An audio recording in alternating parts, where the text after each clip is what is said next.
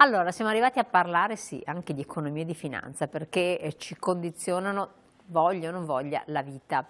Perché e in che termini ne parliamo con il nostro esperto Stefano Zara, ben Buonasera. ritrovato. Buonasera. Da dove partiamo? Partiamo dagli Stati Uniti. Beh, siamo in una situazione, diciamo, un po' così, non delle migliori, però per la finanza invece sembra che sia buona, no? Sì, diciamo, gli Stati Uniti sono sempre stati, ma a maggior ragione sono l'epicentro di tutto quello che ruota intorno alla finanza, insomma. Sul loro taglio dei tassi si sta un po' misurando anche la BCE sul suo possibile taglio dei tassi.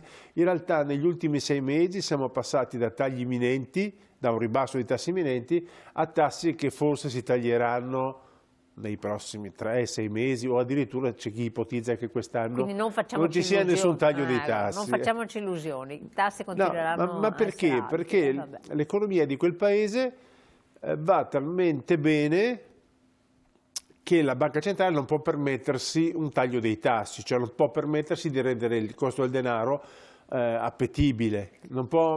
Sì, ma perché va così bene?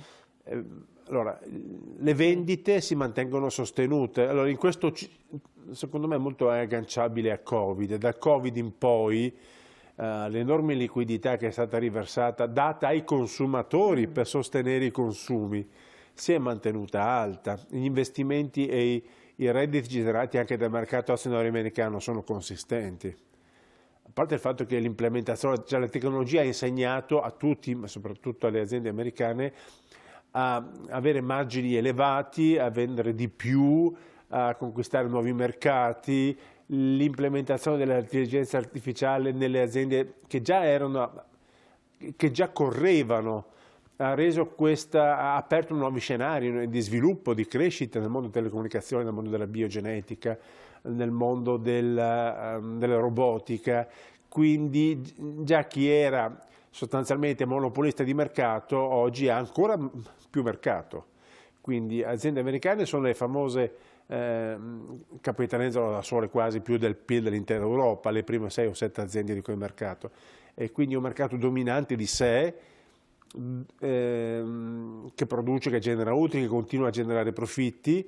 Il livello delle vendite al dettaglio, cioè il livello dei consumi negli Stati Uniti non si è affievolito nonostante il costo del denaro si sia alzato, il mercato immobiliare ancora tiene e questo fa sì che la Banca Centrale Americana, che ha alzato i tassi in maniera forte, 8 o 9 mi pare siano rialzi di tassi in 10 mesi, è qualcosa che non avevamo mai visto dal dopoguerra, non è servito a rallentare a frenare l'economia in maniera sensibile. I dati che si aspetta la Banca Centrale Americana per poter dare il via al ritaglio dei tassi è un calo delle vendite, un utili in riduzione delle imprese, cioè i classici segnali che i tassi li ho alzati e sono riuscito a frenare un po' la macchina.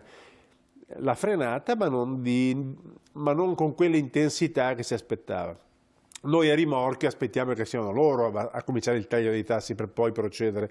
Abbiamo invece una Però l'Europa ha detto che provvedeva un po' ad abbassarli. Sì, no? sostanzialmente non possiamo decidere da soli di abbassare i tassi. Questo creerebbe creerebbe anche degli squilibri sulle valute, ovviamente il denaro va dove viene remunerato di più, quindi il dollaro già si è apprezzato leggermente rispetto all'euro in questi ultimi mesi, potrebbe apprezzarsi ancora di più, questo creerebbe un maggior costo dell'energia che noi paghiamo in dollari, quindi è una coperta che va corta di principio ma che va messa nella giusta posizione. Insomma, i tassi si taglieranno sicuramente, ma non credo sarà un taglio a breve, sarà più verso la fine dell'anno, credo. Abbiamo iniziato appunto dal discorso dei tassi, ma vediamo anche gli Stati Uniti. Com'è la situazione lì? È l'anno elettorale, quindi è un anno per loro. Che può andare a condizionare comunque tanti condiziona, destini. Ovviamente le scelte elettorali di quel paese hanno un impatto forte poi su tutto il resto del mondo. L'economia più importante del pianeta, qualsiasi scelta che viene fatta lì ha una ricaduta anche diretta ed immediata sui partner europei e anche non europei, perché poi questo riguarderà anche i rapporti con la Cina, le tensioni geopolitiche che sono in atto, cioè tutti sembrano aspettare il nuovo la riconferma o il nuovo presidente per sciogliere almeno un paio dei nodi che si stanno aggrovigliando, quello in Medio Oriente e quello nei rapporti con la Cina, che condiziona anche il conflitto in Ucraina, no?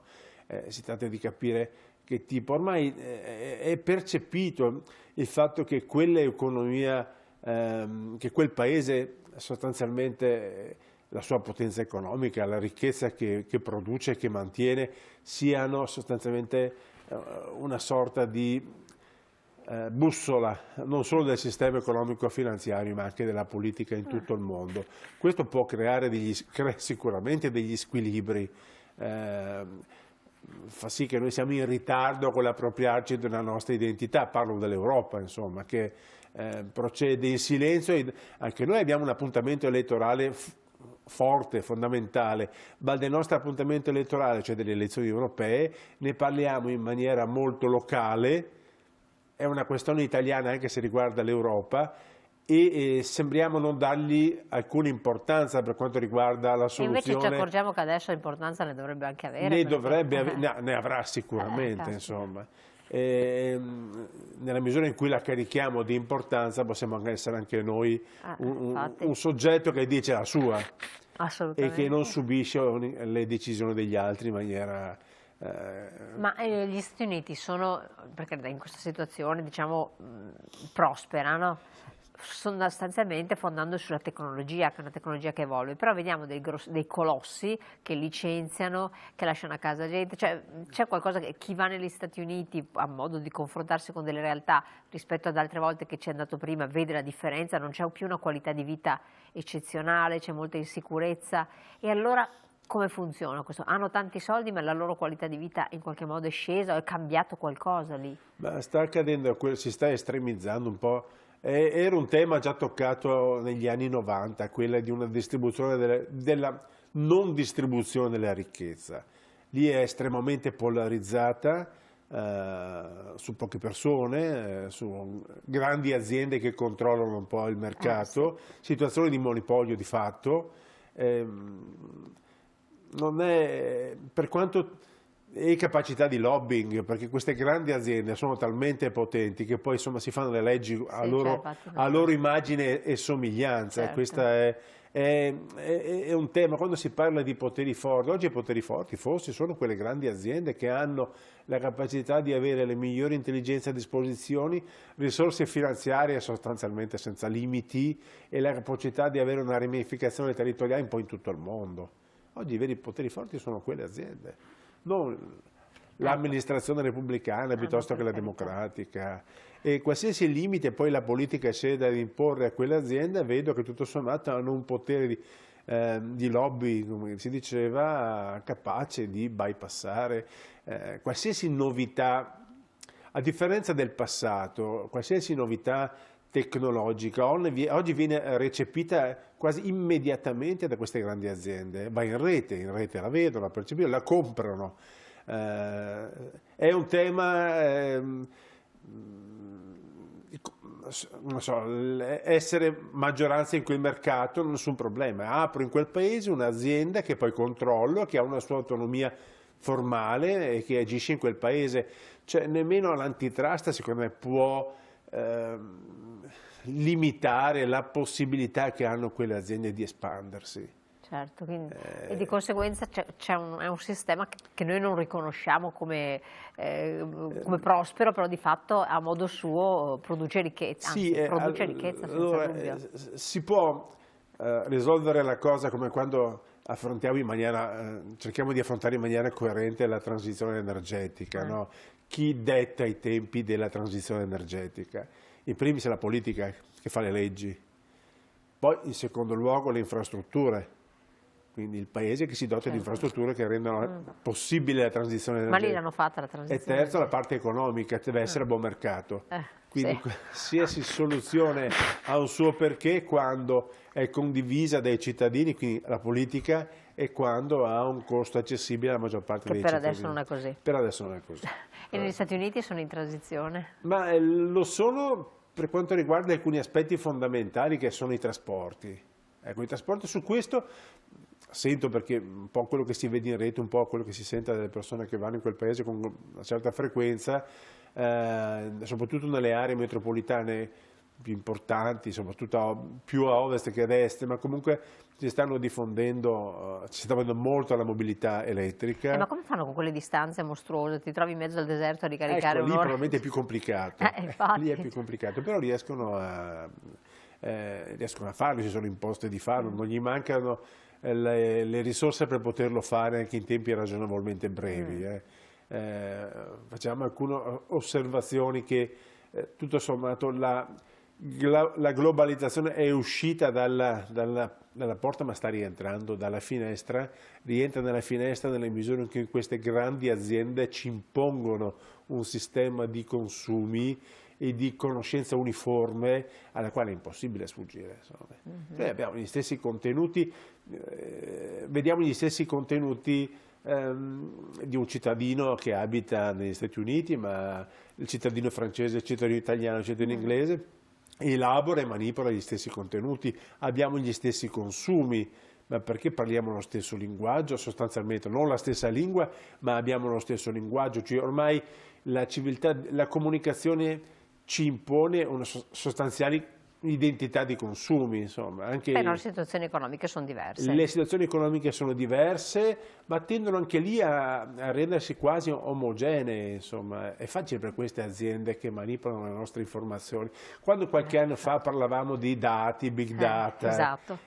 Beh, insomma, oggi credo che le aziende più dotate di dati, che sono quelle che si occupano dei nostri consumi, in primis le banche, le società di carte di credito, che vedono in maniera dettagliata quali sono le nostre preferenze, cioè vedono quello che a noi piace.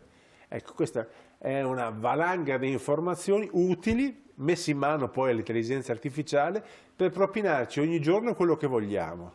Quindi sembra di vivere in un Bengodi, in realtà è una grande trappola, che ci soffoca di consumi assolutamente superflui, la maggior parte ovviamente, resi indispensabili. Noi viviamo in una società che ci rende indispensabili il superfluo. È una società di consumi, per cui chi produce qualsiasi cosa, ma basta vedere i budget delle aziende che producono beni di largo consumo, sono sostanzialmente previsioni di crescita quasi esponenziale, revisioni del rialzo degli utili, ma tutti gli economisti si chiedono prima o poi se ha senso, no? Una struttura di crescita, una struttura di sviluppo fatta così. Ma né io, ma anche le banche ormai hanno un sistema di tassi, quello attuale, per le banche più importanti, cioè tassi al 3,5, non parliamo di tassi all'8. Ogni punto di tasso per le banche importanti, parlo di credito, intesa, è quasi 1 miliardo di utili. E hanno continue revisioni a rialzo degli utili, loro ma anche le società che producono, come dicevo prima, beni di largo consumo. Non c'è, e la corsa è a generare ulteriori bisogni. Sembra una corsa senza fine, prima o poi qualche economista dice ci schianteremo, ma solo la politica può arrivare a una mitigazione di questi aspetti, una visione, cioè una politica. La politica deve appropriarsi. Ecco, però stavo pensando, al di là di questi interventi che possono essere fatti, se negli Stati Uniti va in un certo modo, nel resto del mondo, dall'altra parte in Cina, come funziona? Anche loro perseguono la stessa strada, non credo ci sia. Quindi c'è una globalizzazione spinta. Sono avvantaggiati i regimi da questo punto di vista, no? Perché la libertà nei paesi occidentali è anche pure quella di farsi del male, no? Il regime sembra un paradosso, ma la pianificazione dei consumi fatta in Cina ha un suo perché, insomma, una crescita. Cercare la crescita diffusa hanno molto anche da fare, perché tutta la parte rurale della Cina è una parte dove per loro è determinante. Per loro è determinante, che ancora ha grandi margini di crescita, la scelta di puntare a elevare i consumi interni, il tema della denatalità è un tema credo che abbiano già risolto in parte, perché ovviamente insomma, è una regola che più alzi il tenore di vita e meno nascite ci sono, insomma, nel fatto che anche lì il mondo femminile si approccia al lavoro, quindi anche loro ovviamente cercano di perseguire il modello occidentale, inserendo una grossa dose, robusta dose di dirigismo di regime, insomma. Ma le strade che percorrono sono le stesse che noi abbiamo anticipato, soltanto che lì non c'è una democrazia, quindi il partito decide per le famiglie, insomma. E la finanza da che cosa resta condizionata in questo punto? Quindi anche in questo momento un po' difficile, uno che dice ma gli investimenti come si muovono?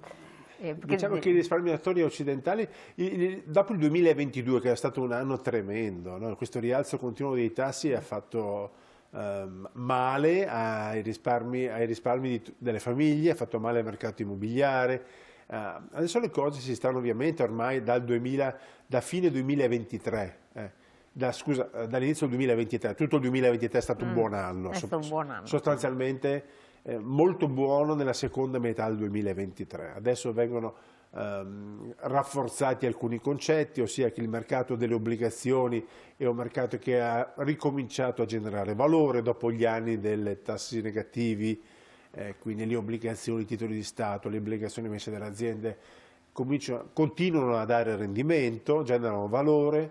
Le azioni ovviamente sono corroborate dal fatto che le vendite, il mercato americano è un mercato che sostiene anche gli altri mercati in parte, quindi genera valore, e le aziende dopo Covid e dopo una sorta di irrobustimento, dopo anni in cui il denaro era messo a loro disposizione con una certa facilità, comunque continuano a essere gestite con una buona marginalità. Quindi il mercato azionario va bene, continua ad andare bene, anche all'inizio del 2024, le obbligazioni ritornano valori, il mercato immobiliare è stato penalizzato un po' per effetto che il costo del denaro è alto, ma vedo che comunque si mantiene meglio in quei paesi dove c'è anche un dato demografico che lo sostiene. Quella è l'altra cosa importante. Quindi, noi siamo paesi di anziani, quindi non possiamo pensare che il mercato immobiliare mantenga tassi di crescita o di rivalutazione degli altri mercati o degli altri paesi. Siamo un mercato che si mantiene forte là, soprattutto nelle città d'arte o a Milano, ad esempio a Torino, a Roma, a Firenze, Venezia, ma ovviamente in provincia il mercato che ancora cala, scende. In questo periodo un po' particolare, cosa può fare per la persona che magari non disdegnare l'investimento in debito del nostro paese, che comunque dicevamo ha ripreso a ritornare valore. Il BTP a 10 anni ha un rendimento superiore al 3% netto, anche il BOT riconosce un rendimento di quelle entità. Non disdegnare, affidarsi soprattutto al risparmio gestito, quindi ai fondi, perché i fondi ti consentono anche con cifre limitate di approcciare mercati complicati. Il mercato americano è molto attrattivo, come lo è quello europeo, quello italiano, ma scelte puntuali sono difficili, quindi è complicato entrare comprando un'azione della società A piuttosto che della società B.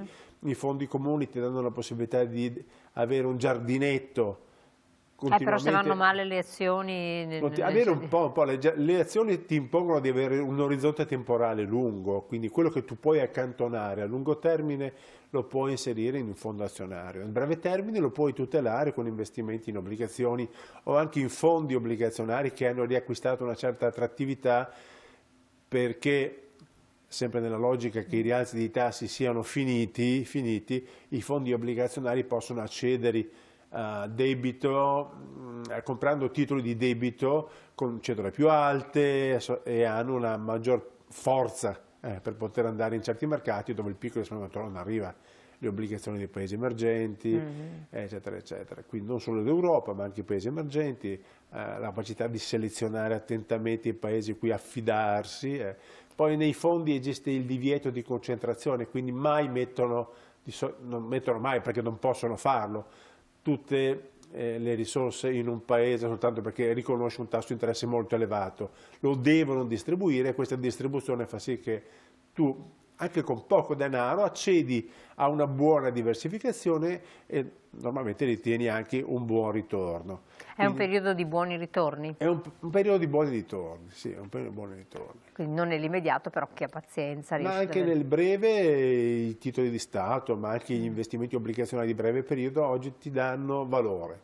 Devi essere estremamente Quali sono paziente. i mercati emergenti che sono solidi adesso? Il Perché Giappone non è un mercato emergente, ma no, oppure non emergenti, però mercati che che danno garanzie. il Giappone dopo anni di crescita è un mercato che dal punto di vista delle azioni, ormai sono un paio d'anni che dà un ottimo ritorno.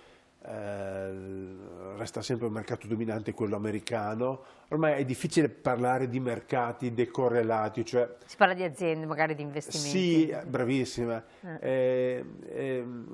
Anche nelle aziende, faccio un esempio sufficientemente poco tecnico ma un po' tecnico. I mercati sono rappresentati da indici.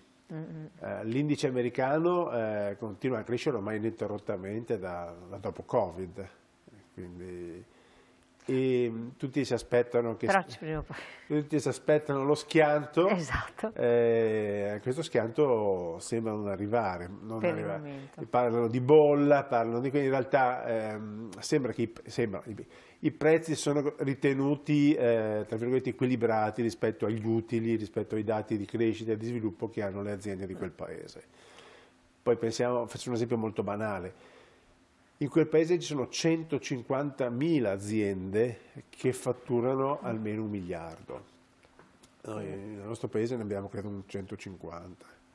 Quindi le proporzioni sono talmente... Ogni 100 dollari che si muovono nel mondo, 70 vengono investiti in quel paese. E quindi questo È un'economia dominante purtroppo e quindi rende meno efficace la diversificazione. Chiaro. Però allora, si può da vedere. cercarla comunque. Esatto, grazie Stefano Zara, grazie mille di averci illustrato questo capitolo molto interessante, speriamo di aver fatto chiarezza anche nelle vostre perplessità che ci avevate manifestato, i dubbi in questo periodo un po' particolare, non per la finanza che va bene, ma per l'instabilità degli equilibri diciamo geopolitici.